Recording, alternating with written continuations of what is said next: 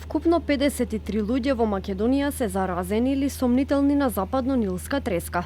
До сега потврдени се 50 луѓе, а за тројца се чекаат резултати. За само еден ден регистрирани се 6 нови случаи, а меѓу нив е и првиот потврден пациент од Куманово, 65 годишен маж со хронични заболувања, кој е хоспитализиран на клиниката за инфективни болести во Скопје.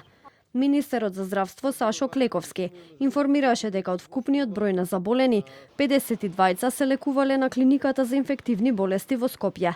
Од нив до сега 25 се излекувани, 21 се уште во болница, 6 се на интензивно лекување, а 5 луѓе починаа.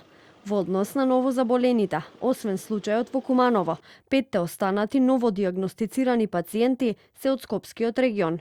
Во моментот имаме 53 пациенти кои прележале, имаат или се сомнителни за западно-нилска треска. Од тоа 50 се потврдени. 3 се сомнителни случаи хоспитализирани на клиниката за инфективни болести. Од овој вкупен број на 53, 52 се со нервно-инвазивна форма, еден е без нервно-инвазивна форма и тој е меѓу тие што се сметат за излекување. Да, има потврден случај во Куманово, таму епидемиолошката анкета е направена со роднините, има еден прозор на изложеност на реката Пчиња,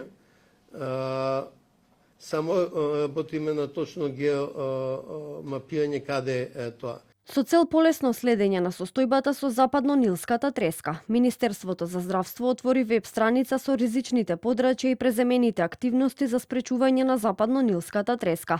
Опфатени се податоци од Клиниката за инфективни болести, Институтот за јавно здравје и Центарот за јавно здравје, а во иднина ќе има податоци од Агенцијата за храна и ветеринарство.